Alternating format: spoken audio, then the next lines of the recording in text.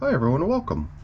I'm over here at my spreadsheet preparing to head down to my wormery to feed some worm bins, but before I do I wanted to sort of set the record straight on what my game plan is. It's a little alteration from what I've been doing over the past week or two, and by that I mean I'm going to be switching some groups here. Like I've, for example, fed these three newest red wiggler bins together last week, and what I'm going to do today is I'm not going to feed the older of those three. I'm going to feed the two younger ones, and then that older one is going to actually get teamed up with the one that's next to it, and feed those together, make those into sort of a match set anymore.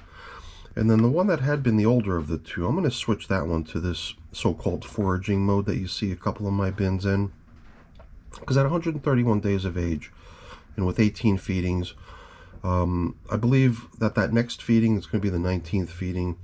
That'll actually allow us to complete what I've been doing in that bin, which is to feed from corner to corner to corner. At that point we will have fed all four corners. I'm going to make that the last feeding and then switch that bin to foraging mode. And as long as I'm on the foraging mode topic here, this bin over here, this one that has not been fed for 19 days that it's been foraging, I'm going to actually take that out of foraging mode, and I'm going to team it back up again, so that here you can see the last time that tandem partner to that bin was fed last 5 days ago. When the time comes to feed that bin again, I'm going to put that that partner to that bin back into service and start feeding it again, because I think there's a little bit of room remaining in there, and I think we can go a little bit longer with only 16 feedings having been administered to that container. So even though from an age perspective the bin is up there already and might appear to be close to the point where we might want to harvest soon, I think we can push that one a little bit longer. So that's my high-level game plan for the next few days in terms of altering the way things have been paired up and dealt with, in terms of which bins are foraging, which ones are not. So the first step to that today, I believe, is going to be to just go on downstairs and feed these two bins over here, and then the rest of it will play out going forward. So let's head on down there now and get these two bins fed. Alright, so what that really means down here within the wormery is that these two newest bins are the ones that we're going to take care of today, as opposed to all three newest bins. The one that's over here is going to actually get paired up with this one, as opposed to being paired up with this one, so that these two will get fed the next go around. And at that point I think we will administer one final feeding to this bin here as well, and that'll be the last one for this one. And with that, we will have completed the four corners feeding pattern on all these bins. The only exception to that is the one that's down here is the newest bin, because that one came on board with that whole pocket feeding pattern scheme a little bit late in the game, so it's one corner behind, so to speak. Whatever, doesn't matter. All right, let's get these youngest of my bins up on the bench and start feeding. So here in the older of the two, the 36-day-old bin, there's really nothing too out of the ordinary going on. It's in the next bin that we're going to feed, where I've got a couple experimental objects in there to see how they compost down. One of them is towels, beach towels, old beach towels. So I don't know. This bin is still pretty young too. I think it said 36 days in the spreadsheet, so it's a little bit over a month old. So I think this is still young enough where if we wanted to do some sort of a unusual composting test with it, we still could. Still plenty of time to see things happen in this bin. It's a really good kind of damp, fresh smell. There's no weird odors or anything, so you would think that you'd be throwing all kinds of foods into a container, that it would smell like those foods later, but there's no sign of any smell like that at all. Just a kind of an earthy, damp smell. The food that I bought down here is much the same as what you normally see me feeding with. Kitchen scraps. I've also got some coffee filters here that we could use to sort of bundle the food into, and leftover coffee. Almost full. Got to get rid of this stuff. I've also got some grit. We can add some grit along the way.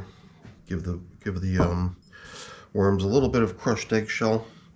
So here, you can probably tell that this is where I last fed, right? It looks so different. I used a whole bunch of fresh leaves to cover up the feeding with. And And if you go back another week prior to that, this was 7 days ago. I think it was, you know, round numbers of weeks at a time. It was 14 days ago, I believe, that we fed here previously. And going even further back, I believe it would have been 21 days going back over there. And up until that point, I don't even know if there were any feedings prior to that, but if there were, it would have just occurred right down the middle. So I don't know, last week I went rummaging all through here, looking at how things are progressing. I felt like I took a little bit more time than I needed to, so let's do it, but let's do it in a little bit more of an efficient way. Let's just take a peek to say, hey, if this is 21 weeks worth of progress, how does it look? It looks pretty good. Some stuff that still looks like leftover food chunks. I'm not sure if that really belongs to the feeding from 21 weeks ago, or if it maybe slid out of the 2-week-old feeding area. But that was kind of an unusual little tidbit to find right there in a section of the bin that's not really received any feedings recently, past few weeks. So over here, going back only 2 weeks now, can't remember what kind of leftovers there were still in here from the last time we checked in. There might have been something. We would have probably put it back in there to let it continue. But I didn't really see anything. This is going back only 2 weeks now, and there's really a good number of worms hanging out down in here. There's leftover paper scraps, certainly paper that I probably wrapped the feeding into. I'm just kind of running my fingers through the material, see if I can sense any larger chunk of anything distinguishable.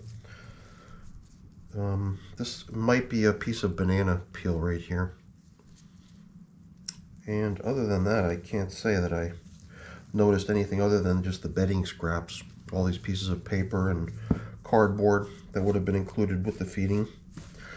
The only remnants of the food, I guess, is just the juices that have soaked into that neighboring cardboard and paper. So let's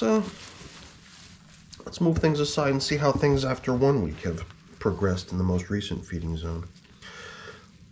Here we could see the coffee filters that I've been using to place the food into. We'll do the same thing here today. But since this is a fairly recently added piece of paper, you would expect it's going to take a little bit of time to break down. Saw a few worms in there, checking out the food that was placed in there for them. What do we got going on here? Same story. See a couple worms starting to make their way in. I can see signs of the grit that had been placed in here previously.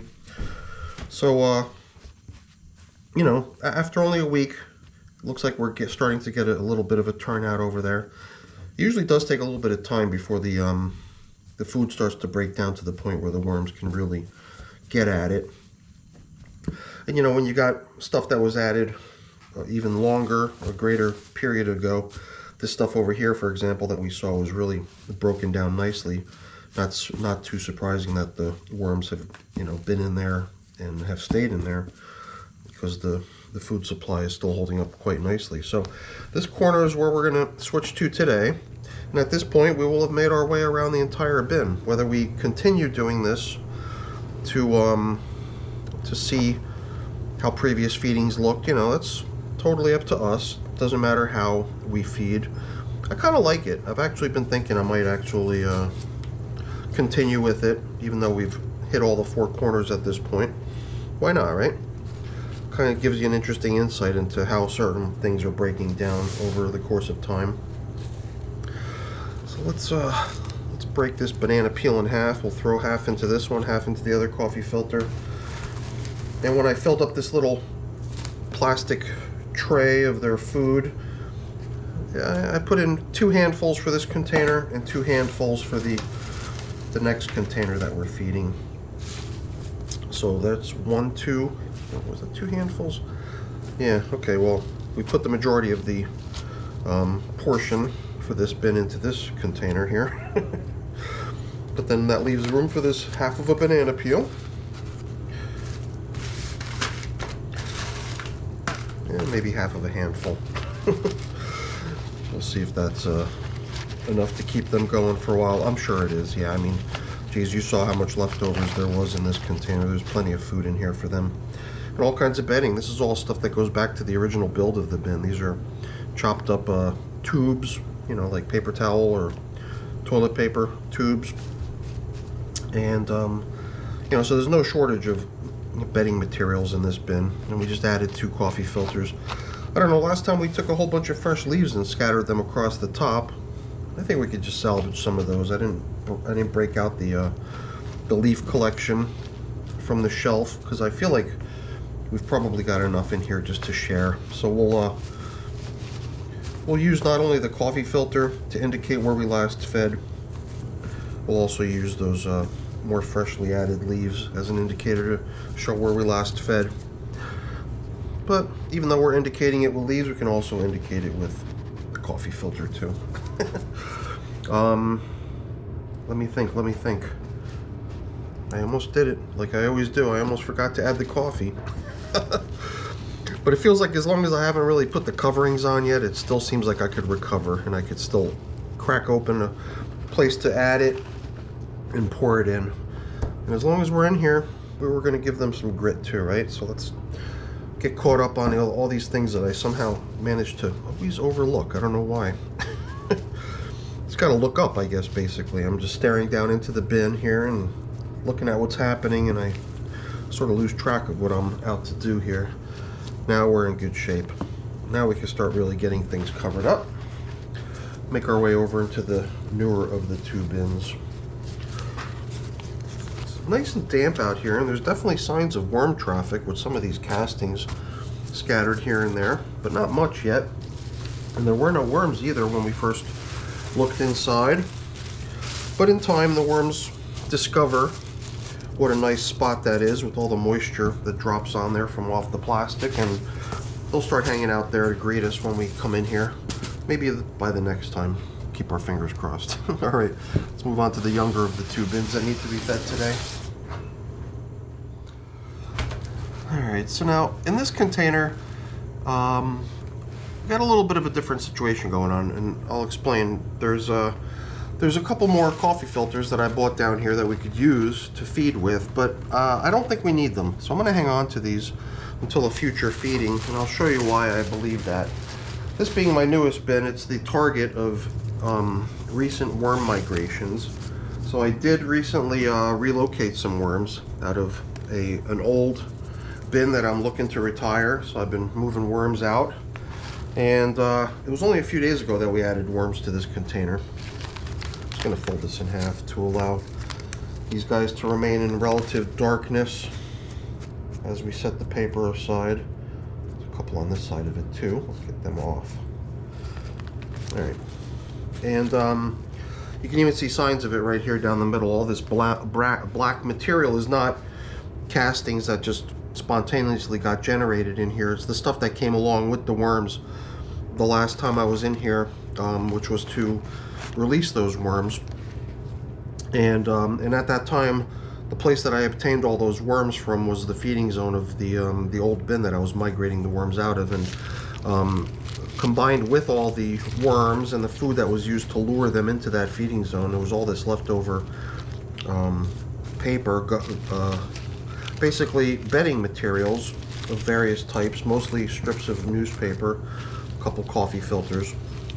And now you can see why we don't need to use those coffee filters I showed you a moment ago, because we've got a tremendous amount of usable bedding over here to throw today's feeding into. So it's even more than I remembered. It's quite a bit. So we're gonna put the new feeding into here. Going back to the previous feeding though, that would be right under this pile of fresh leaves. We did the same thing over here too, as we just used a whole bunch of fresh leaves to cover up where we last fed.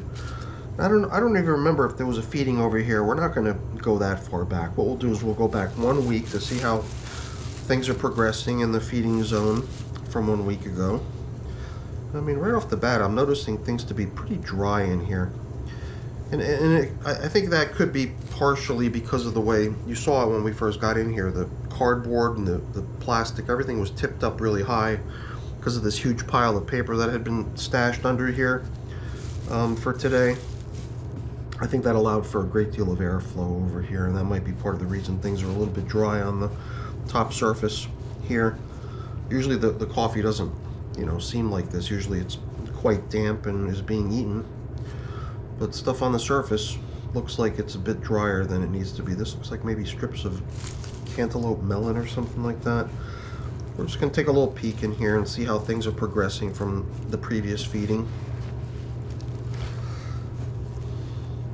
They're moving in. They're making their way into here, checking out what's been tucked away.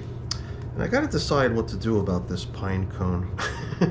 Besides a piece of towel, there's also a pine cone in here. 2 pine cones, as a matter of fact. So I'm wondering if we should just move the pine cone along with where we're feeding the next time and just place it in with the most recent batch of food. Down here is a hunk of the towel that they were given too, and this was all part of the build of the bin. So these things were in here 17 days ago when the bin was originally launched. So it's kind of convenient that we could track the status of the towel and the pine cones just by knowing the age of the bin in terms of how long it's been in the bin. The towel, I don't know, the towels are pretty far broken down already on their own. They're just, they just tear apart because they're just sat out in the sun basically for years and years in a window. And the UV light has pretty much destroyed them. That's why they're not usable as towels anymore. But still terry cloth cotton, so it's my first chance at trying to compost fabrics. I guess we'll see how it goes. It's still pretty early in the game, so certainly not expecting to see much progress there yet. I don't know, I'm just curious at this point, taking a peek down in here, and I don't even remember if this bin, I think maybe going that far back, this wasn't even part of the feeding pattern yet, right? It's only a 17-day-old bin. So if 7 days ago it was still 10 days old, that was its first feeding and it occurred here. So prior to that, there was no feeding applied down in this corner here. So much bedding everywhere. Cardboard, paper, leaves. It's such a new bin. Let's just open up things down here in the corner where we're going to put today's feeding in.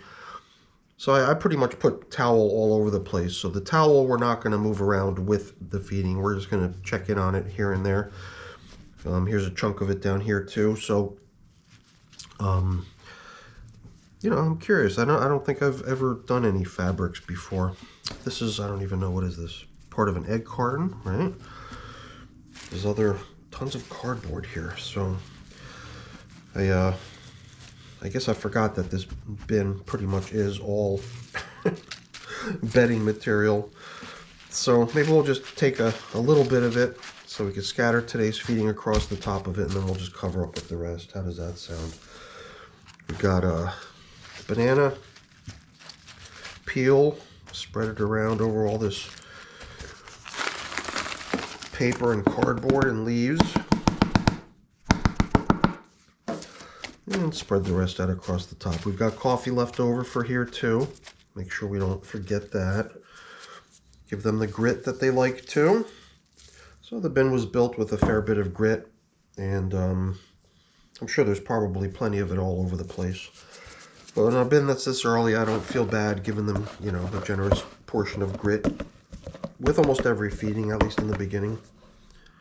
All right.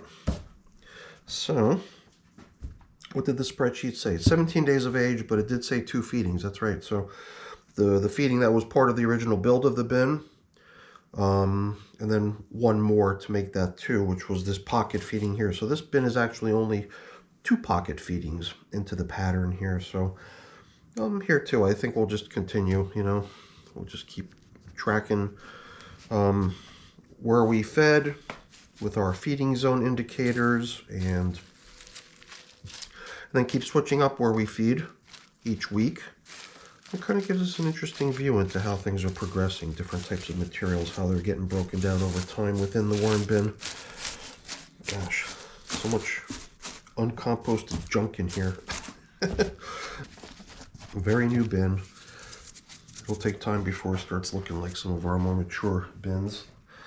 All right, so cover up here again. Hopefully now, without a big pile of stuff that's been placed in here, hopefully we can get a little better coverage now across the top of the surface of the bin.